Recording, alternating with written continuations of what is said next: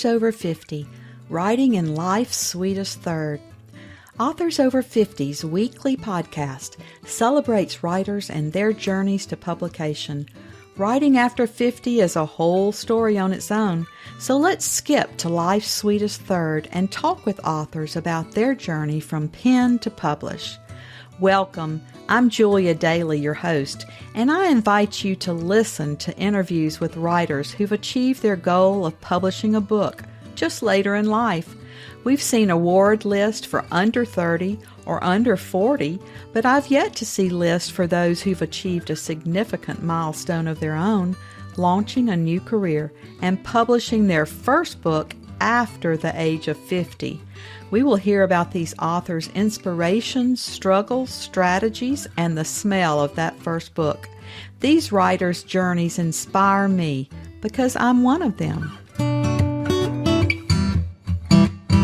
Since her teen years, my guest today has wanted to know why people believe and live as they do and to better understand her mother's mental illness.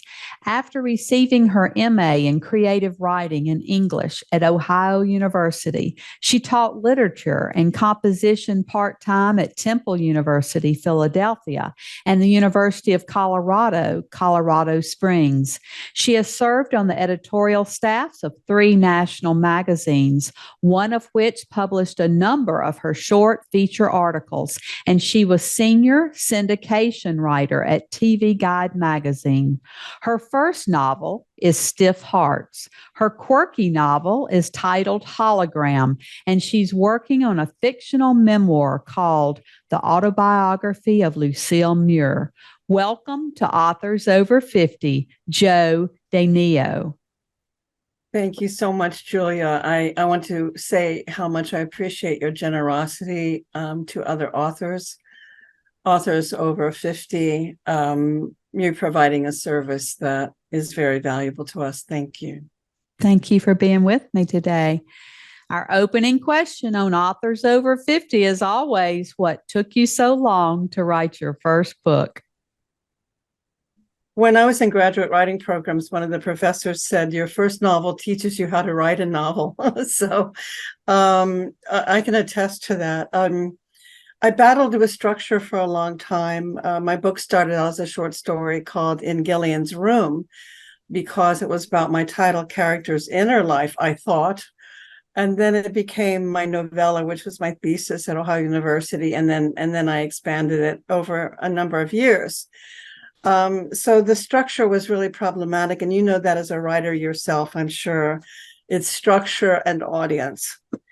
And so I couldn't get my story to fit into a structure that made sense to me until I remembered that I had taken screenwriting workshop, and I adapted my book Stiff Hearts to screenwriting structure, and also used the economy of screenwriting in my book so it could be easily adapted to film.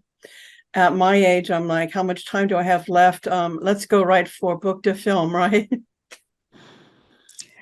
Absolutely. I've taken a screenwriting class as well, and it certainly does help us to get everything on the page more quickly and to understand our characters more thoroughly, and having to write all those descriptions for the actors, really does help.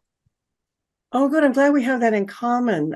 I checked into your debut novel, and this is not on subject, but I think it's important to acknowledge that my main character, Gillian, has an abusive mother, an abusive narcissistic mother. And I know you're an adoptee, and you actually write much about that. It's not fair to say I understand what you feel as an adoptee, but I believe you can understand that as someone who was taken away from her mother at age 5, along with her sister, and then yearning for that mother, no matter how bad a mother she might have been, is like a biological imperative. You can't help it. You just can't help wanting to be with your biological mother, especially. And so for Gillian, it's a story of finding love that is unavailable to her from her own mother, and her father's deceased, so she no longer has that. So I'm sure it took a lot of courage for you to approach your birth parents once you did the DNA. You found out the DNA results, because it's like the number one question of my protagonist, and I think of all of us who have been through this, is why did they not want me? Why didn't they want me? Am I worthy of love, and so forth? And so we haven't gotten to your question on that, which was supposed to come later, but I think it's really important to note that I believe that my book's most profound influence is giving people courage and example to show that they can do this too. Your books as well. That's so true, and mental illness in families is just so important to try to understand. It's a complex subject, just like adoption and abortion and all the women's issues, and that parental tug is always with us, no matter what the circumstances. I've talked to children from foster care, and they all want to be with those parents, no matter how badly they were abused. So that nature versus nurture is certainly a very, very difficult and complex subject. Yes, very much so. Well, I'm also interested in what you're calling fictional memoir. How did you choose that vehicle for your third novel? Well, I don't know why I set up these challenges for myself, but I'll talk briefly about my second book. It's from a male point of view, and that really stretched me, right? And so writing memoir, a lot of people don't realize that writing memoir is not just reworking your diary entries. I mean, they're like structured, there's specific structural elements, and people who first write a memoir don't understand it doesn't have to be chronological. It's really more thematic. There's a wonderful book called Shimmering Images, and it's a little guide to writing memoir, and it takes you right from brainstorming on a big, huge piece of paper to finding the thread that runs through the memoir. So you ask about the Autobiography of Lucille Muhr. It's the bookend to Hologram. So Hologram is David Leone as the narrator, and his love of his life, whom he didn't marry, is Lucille Muhr, who's a famous actress. And so he predeceases her, and his book is published, and she's free now to give her viewpoint of this story and more. Well, that sounds very interesting. How did writing your first book change your process of writing, or did it? I think I just discovered my own way of writing. It's very organic, and I think a lot of women's writing is. When you go to school, you have to read Hemingway, and you have to read Fitzgerald, and they were all drunks and debauchers, debauchery. Even then, I was like, I don't want to have to live like that to be a writer, right? And in meeting my tribe out at the conference, the Chanticleer Authors Conference in April, I met my tribe, and they're mostly women over 50. And so coming back to the organic writing, women's writing is very different than men's writing as a rule. Our concerns are different, our brains are different, right? And so my book, Stiff Hearts, taught me about my process and what I could do that was really unorthodox, but it's the way I had to do it. For example, in doing research, in the final stages of edits, I call it enriching. I call it layering and enrichment. And so you got to get that first draft out, because, and I, as an editor, I tend to edit as I go along, which takes forever. And I stopped doing that. Okay, so it taught me that. And then I learned that I could go back and tweak dialogue. It's like I'm reading the dialogue and it sounds kind of tinny on my ear. And so most of the work is in revision in terms of, is this going to be a boring book, or is this going to be a faceted, polished, rich book? And what I learned is that I can go back and fill in stuff, right? And enrich in the book. Well, they say writing is rewriting, so I think all those revisions just help to do exactly that and enrich the book. You have such interesting titles for these three books. How do you come up with titles for your books? Well, when I was in the graduate writing program, I was actually accepted at OU as a poet. And so oftentimes I would get up at really early in the morning and not drink coffee on purpose so that I would be in that kind of fugue state, right? And the title would always come first. And then I would write the whole poem around it. It had a kind of magic that way. And Stiff Hearts is different though, because it started out as In Gillian's Room. And when I recognized that it was that I couldn't finish this book until my own heart opened. And when I really saw that relationship between myself and my main character and the process of opening the heart, then I realized that not only Gillian, but the other characters who are post-war survivors and emigres, that because of the trauma they'd been through, there were aspects of their hearts that were closed. And so the interactions in Stiff Hearts between even Gillian, who's not really adept at heart work, somehow opens their hearts and they open each other's hearts. The title of Hologram was really easy because it just came to me out of the blue. Okay. And the Autobiography of Lucille Muhr as a title came as a result of writing Hologram and realizing that there's a sort of amalgamation between Lucille Muhr as a character and me in my life.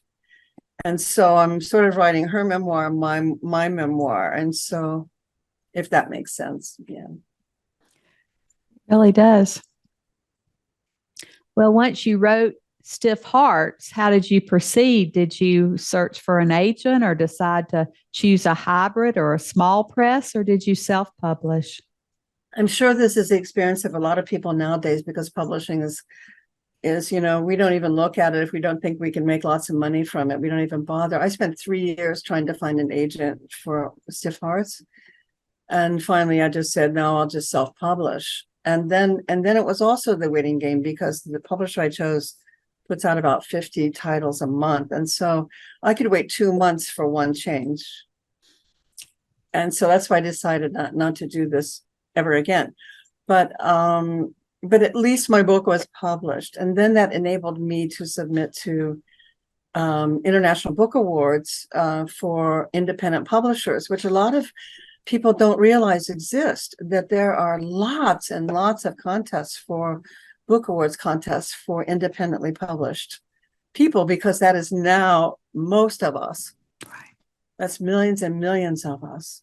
Yes, I mean, there's so many options for us these days. Years ago, you had to go with the big five or whatever the number was at that time and try to find an agent. And it is such a frustrating process. But now self-published books have become, as important, and indie published with small presses as important as some of the big five publications.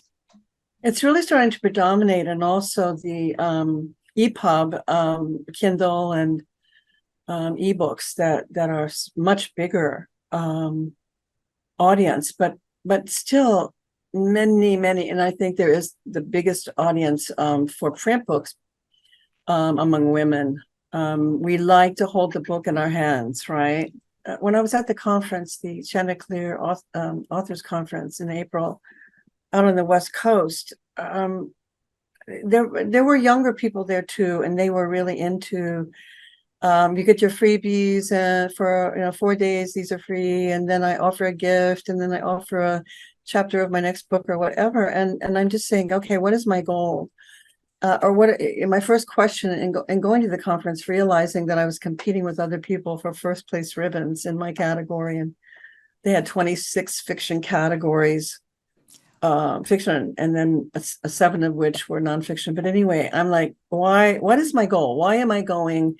And so I won't be intimidated and be there for the wrong reasons. And I'm going, my goal is book to film. I just want to focus on that. And as luck would have it, Maggie Marr was there, and she's the LA person, book to film person. She was the headlining person. So You haven't really asked this, but I recommend going to the top authors conferences so that you can have the best counsel in helping you get better and better, which leads me to one of the questions that you like to ask is, who are you reading that you know, like friends' books that you're reading, whom you know? And as I said, having met my tribe there, what I learned from Mac Little, who writes historic fiction about pirates in the 1600s, Barbados and Jamaica and so forth. And she's an African-American, stunning African-American. And in informal conversations with her, I know that her goal is to bring the Black experience into something that's not separate. In other words, there's the white experience and there's the Black experience. I'm a white person sharing a Black person's experience, making that all mesh together so that it's like the human experience. It's hard for people to do if they think you're Black and I'm white. Do you see? Yeah. So I really admire her for that. Now, her books are exotic and extremely erotic. So if anybody has any shame issues, they will not read The Daughter of Hades. Okay. So anyway, and what I learned from her is that she really takes her time, and her research, how careful she is about everything, every word choice just stuns me. And so she's for someone who loves the beauty of writing. Okay. Now, Tessa Floriano, who's Italian, obviously, writes nonfiction about Italians in the Northwest, but she also wrote a novella called Slain Over Spumoni. That's a great title. What I learned from Tessa's writing is how she incorporates the ambiance of a place while the two lovers are walking together. And so there's not like a separate paragraph where she's telling you about all the gorgeous flora and, but it's as they're passing together, she's moving the plot forward and she's including the description, things like that. But do you also find that when you read other people's writing, you go, oh, I just learned something new? Absolutely. And I think going to those conferences and meeting other authors, this is a generous community and everybody's willing to share their experiences. And that's why I began this podcast. And I just think we learn so much from each other. And it's almost ruined the pleasure of reading for me, though, because I'm saying, oh, how did she do that? Or, oh, I've never heard that word. Let me look that up. Or, oh, she should have edited this. But that shows you're a good writer. Yeah. That shows you're a good writer.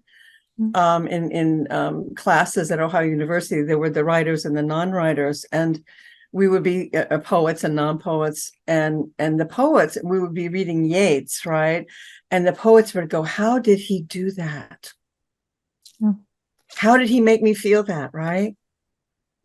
Yes, I think we dissect a lot of it, or try to. From the masters, my book club this summer is reading a nice little beach read. Perhaps you've heard of it, War and Peace. Why did you do that to yourself? I don't know. Someone else chose it, not me. Oh my gosh. We're having to divide it into thirds to get through it in the summer, but it's 61 hours on the audio. And I said, oh, today an editor would have broken that up into at least 3 books in a series. Well, the Russians, they're not known for the brevity in their writing. So no, that's true. Why don't you tell us about the passage that you've brought to share today and then read so that we can hear your tone and voice in one of your books? All right.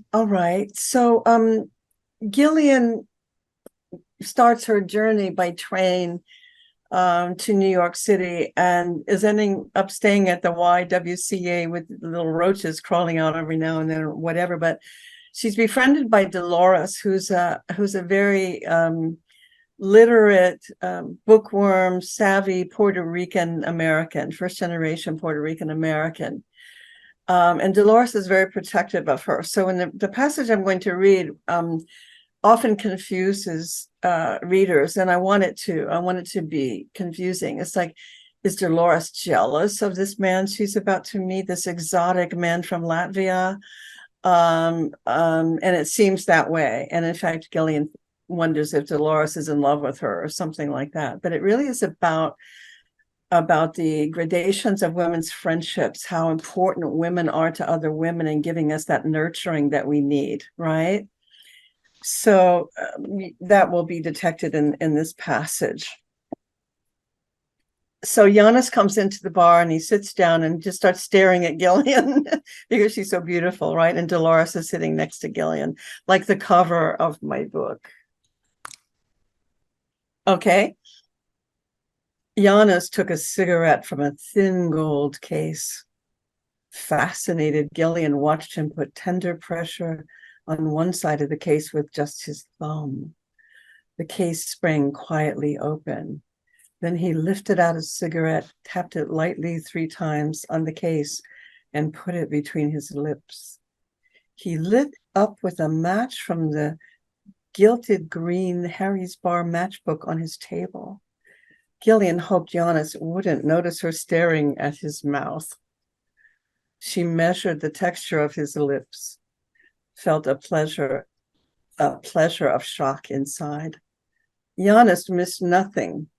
I have no lighter, he said, because I do not like the smell of lighter fluid. In the empty bar, Giannis's voice carried across the room and went straight to Gillian. There, Gillian thought. That this man was repelled by lighter fluid made perfect sense to her. Now she felt Dolores's elbow dig rudely into her side. This abruptly ripped her attention from the most delicious feelings she had ever experienced. Svengali, Dolores said, her voice accusing, unpleasant. She was a bookworm. She had a quip for every occasion. Gillian did not get the reference. She stared at Dolores. What? Nothing, Dolores said. A new expression creased the corners of her mouth. Gillian was unaware of the effect she had on these New Yorkers. Back in St. Louis, her mother had instilled into her a distorted projection of who she really was. For a moment, this innocence rendered Gillian guileless regarding Dolores's motives.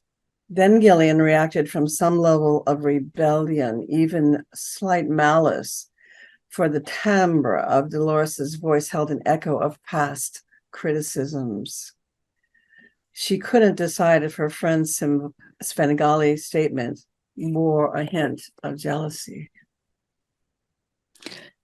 That is wonderful. I can tell your influence of screenwriting on your descriptions. Oh, thank you. That's just like what the actors need to feel and to portray those characters. Oh, thank you so much. That gives me hope. Well, I have my books being shopped around to studios by media agents in Hollywood, but now the Actors Guild and the Writers Guild are both on strike. So they say it'll be at least fall before anything picks back up again. Which books, Julia? My No Names to Be Given and The Fifth Daughter of Thorn Ranch. Mm-hmm. Oh, nice. Yeah. Well, we're told that about 2 million books published in the U.S. every year. There's so many books. What do you think makes yours different? I think, the subject of the narcissistic, abusive mother more often is avoided in films. And maybe terms of endearment, there's an edge of that in there. But I think that there are many, many, many more such wounded people as Gillian from narcissistic abusive mothers, especially. And the mother-daughter relationship, when that is contaminated, is especially harmful to the daughter being also female and having that mother be the model for her worthiness and her feeling about her own femininity and even sexuality and so forth. And so I believe my book stands stands by itself in terms of highlighting that aspect in terms of Gillian's journey. I realize that more and more as entities like Teoflick and their analyst about adapting my book to film didn't say anything about the Latvians or Dolores or the owner of Levitsky's treasure trove, whom I love, Mabel Levitsky character. And also Chanticleer book reviews honed in on just Gillian's story. And it kind of surprised me, but I'm realizing now that is the heart of the story. And so I hope it brings hope to, I'm sure, millions of people, especially women, millions of women who have had that narcissistic, abusive mother, especially. Mm-hmm. Do you work on research at the beginning before you begin writing, or do you research as you go along on these topics? I do it scene by scene, pretty much. So, like, there's a scene in my book where the Latvians saber fight without swords. Had to choreograph it, right? Okay. So had to, like, his last line in the duel is, "You parried 5, an error," right? So, and then other things crop up, like it took me 2.5 hours to find out how to describe these pleated window shades in the Indianapolis Union Station, which I explored with my 2 buddies from Indianapolis days, my undergrad school days, which is a whole other story in itself of magical realism. And pencil pleated curtains shirred to cafe rods at the top and the bottom took me 2.5 hours to figure out how to say it, because I couldn't find pictures of ones that looked like that. And then I had to find out how you describe that, right? Shirred to curtain rods. And I ran that by one of my beta readers, who's a beautiful seamstress and makes quilts and all that. She says, "Yeah, I know what that is." Wow. I mean, your attention to detail is wonderful. That's what it takes. And that's also what Mac Little is so good at, by the way. But what about you? How about your research? What's your approach? Well, with my first book, it had threads of memoir running through it, as we talked about being an adopted child and the maternity home for unwed mothers. I knew all of that. But, in the second book, it's about Texas ranches. And I like to go to those locations and get a feel for the atmosphere and the climate and how everything looks. And I want to feel all of that. So I went to one of the largest ranches in Texas to be able to really use that ranch as another character.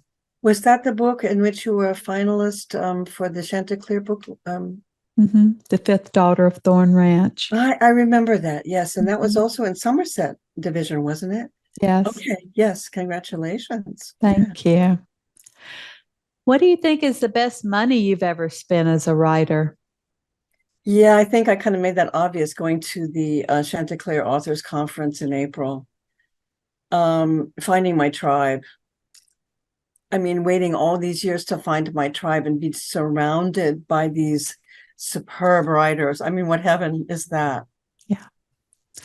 I feel the same way. I love conferences, but I love writing retreats even more, where you can go and take a class in the morning and then write all afternoon and get back together with everybody and discuss writing at dinner. I just think that is such a special time. You don't have to worry about cooking dinner. You don't have to walk the dogs. You have such a private, special, intimate time. I agree. And just talking, I think we talked about process. Like, I asked Mac Little what her process is. He says, "Oh, you like a smoked cigar and have a glass of cognac." And then a children's writer. She ended up the children's writer ended up getting the grand prize and illustrator grand prize in her division, and talking to her about her process. And earlier in our conversation, you said, "Oh, this kind of ruined me for just reading," but it's exciting, though, actually, isn't it, to go, "Oh, I could do that," or "Wow, look at your process." And when you find your tribe, it's like you feel vindicated somehow for choosing to be a writer. It's a special, special industry and occupation. When I zoom into book clubs all around the country, they're just in awe of an author being with them, because so many of us have been in book clubs for 30 years and we've never had an author speak to us. And that's the one good thing I think that came out of the pandemic, was this Zoom thing, because I didn't even know what it was until the pandemic and we started having meetings. And so being able to be with book clubs all around the country and the world, and be in their living rooms and discuss your work, it's just a special, special thing to do, because they really do think that authors are special, and we think they are too. We've been reading all of our lives. So when we see one of our favorite authors, we're just almost giddy. Yes, and also I think authors also appreciate craft. It's kind of like when I played in the band. It's like when you have the sound all around you. Like I can go and pick out the oboes and I can pick out the trumpeters, and most people just hear a generic sound, right? And I go, oh, the flutes just did this, right? It's the same way with writing. Whereas I think most readers are like, is this suspenseful? Am I interested? This is intriguing, or do I love the character or hate the character, whatever. Whereas a writer is like, look at this craft, look at this turn of phrase, and there's such pleasure in that. That's so true. And readers just gobble up. They just devour books, so quickly, and ask when your next one's coming out. I don't think they have any idea the agony that goes into writing a book. No one has asked me that yet in terms of readership. After Hologram hits the big time, hopefully I'll be able to go back to and do the marketing stuff with stiff hearts that I will have learned. But you're right. I mean, the important thing is to have written it and published it, because until you publish it, that you don't have that affirmation that says, yes, I'm an author, I'm a writer, and this means something to someone besides just me, right? Well, what do you think being successful as a writer means to you personally? It certainly isn't in being a bestseller at this time, although, I mean, I have fantasies of being a bestseller so that I can live the life I'd like to become accustomed to, kind of, and like be on a cruise and write all the time, would be lovely. But I think for me, I feel a strong sense of legacy as having a master's degree in English and studying literature and having taught literature and composition and all of that. I want to leave a legacy that is like, I told Maggie Marr in the workshop, I said, my ideal would be if Stiff Hearts would be a book that they incorporated into contemporary American lit classes in classrooms at college, undergraduate, graduate, or whatever. And so I don't know if I answered your question, but to me, it's about, I wrote something that I'm very proud of. I know that the craft is good, and I know that it has meaning beyond just my little life. And I wrote a book and it's published. That people would study it, especially lit students would study it, and they would get how many times I used things in threes. How many times things appear in threes in Stiff Hearts that I did on purpose, and hopefully not jarringly. But I talked to an actress friend of mine in New York, and she's the one I stayed with when I was, she was out on cattle calls, and I was walking the streets of the village and taking copious notes and getting a feeling for the place. I actually found the bar where my mother worked.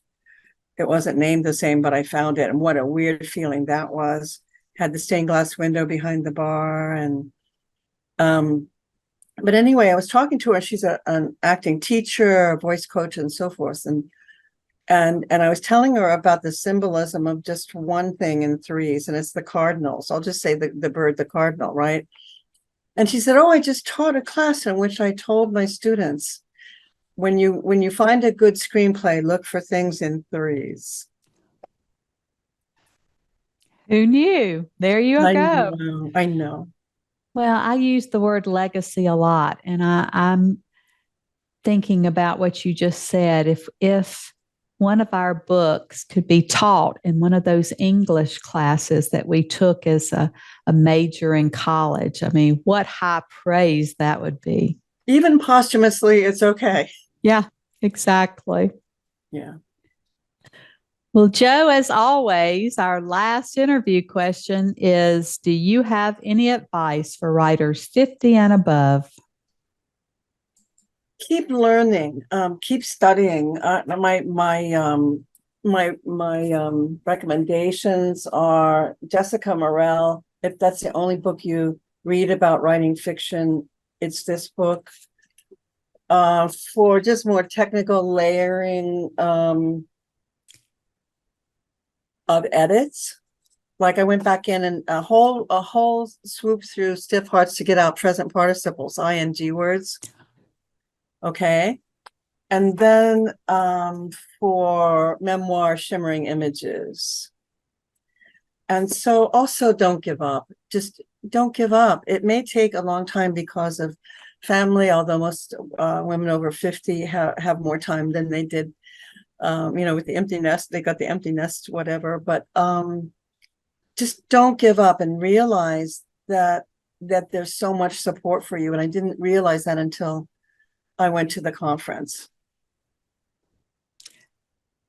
Well, that's great advice today, and we appreciate your being with us so much with your beautiful work and your lovely descriptions. And I hope that we see one of your books on the big screen or in a streaming service or whatever they're going to have in the future. So thank you for being with us today, and we're happy to now count you among our authors over 50. Thank you, Julia. Thank you for joining us today. Please look for Authors Over 50 every Thursday when we will have conversations with accomplished debut novelists over the age of 50. Please subscribe and share with a friend.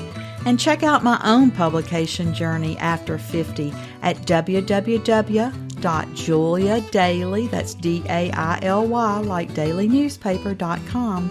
Until next time, keep reading and writing. And remember, it's never too late to fulfill a dream in life's sweetest third.